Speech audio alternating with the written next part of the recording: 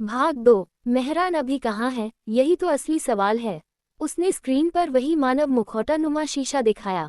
यह कोई साधारण पुरातात्विक वस्तु नहीं है, यह एक काल द्वार है।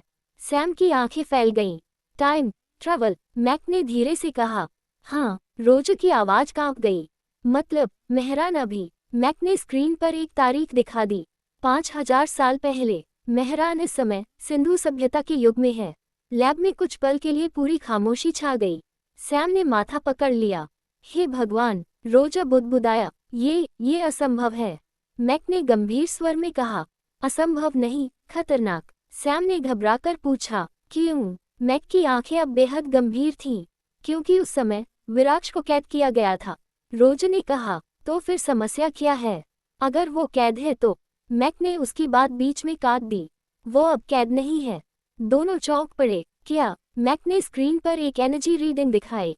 लाल रंग की लहरें तेजी से बढ़ रही थीं। हमारी सेंसर रीडिंग बता रही है कि वह जाग चुका है। सैम की आवाज धीमी हो गई। मतलब, वह आज की दुनिया में आने वाला है। मैक ने सिर हिलाया। वह समय के पार भी जा सकता है।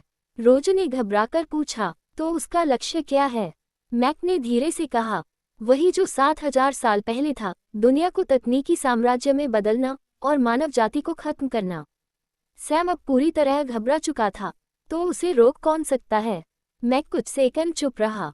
फिर उसने धीरे से कहा, अब सिर्फ एक शक्ति बची है। रोज ने पूछा, कौन? मैक ने आदर से सिर झुका लिया। नंदीश्वर। सैम ने भौहें सिकोड़ लीं। ये कौन है? मैक ने धीरे से कहा, हमारे आदि पुरुष, आदि शिव। सैम अचानक समझ गया। रुको, तुम भगवान शिव की बात कर रहे हो? मैक ने शांत स्वर में कहा। हाँ, वही जिन्हें तुम लोग भोलेनाथ कहते हो। सैम ने राहत की सांस ली। ओह, तो फिर तो सब ठीक है। भगवान शिव है ना? लेकिन मैक का चेहरा अब भी गंभीर था। इतना आसान नहीं है। रोज ने पूछा, क्यों? मैक ने धीरे से कहा, क्योंकि नंदीश्वर को जगाने के लिए एक विशेष व्यक्ति की जरूरत होती है। सैम ने पूछा, कौन? मैक ने स्क्रीन पर मेहरान की तस्वीर खोल दी। लैब की नीली रोशनी उसके चेहरे पर पड़ रही थी। मैक की आवाज गूंज उठी। मेहरान। रोजा घबराकर बोला, लेकिन वो तो 7000 साल पीछे फंसा हुआ है। मैक ने मॉनिटर पर तेजी से बदलते डेटा की तरफ देखा। फिर बहुत धीरे बोला, और अगर उसने वहां विराज को गलती से आजाद कर दिया? सैम की सांस रुक गई।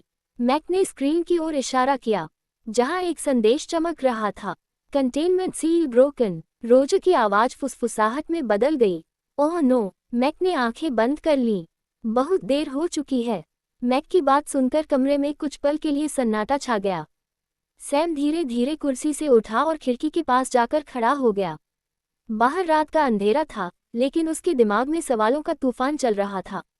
तो तय रहा, सैम ने गहरी सांस लेते हुए कहा, हम मेहरान सर को वापस लाएंगे, चाहे इसके लिए हमें समय की दीवार ही क्यों न तोड़नी पड़े। रोज ने मेज पर मुट्ठी मार दी। लेकिन कैसे? हम में से किसी को भी टाइम मशीन चलानी नहीं आती। मैक ने अपनी चश्मा ठीक किया और शांत आवाज में बोला, इसलिए हमें योजना बनानी होगी, और वो भी ऐसी कि किसी को भनक तक न लगे। योजना? रोज ने पूछा। मैक ने मेज पर फैले नक्शे की ओर इशारा किया। हम हड़प्पा जाएंगे। क्या? सैम और रोजा एक साथ बोल पड़े। हाँ, मैक बोला, हम अपने हेड डिपार्टमेंट से रिसर्च लीव लेंगे।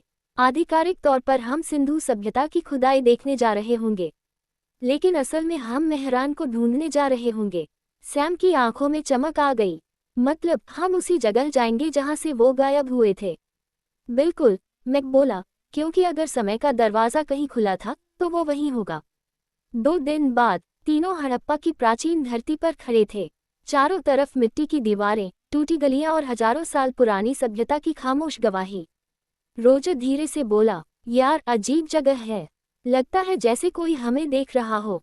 सैम हंस पड़ा। डरपोक कहीं के, लेकिन सच ये था कि उस वीरान शहर में एक अजीब सा रहस्य तैर रहा था।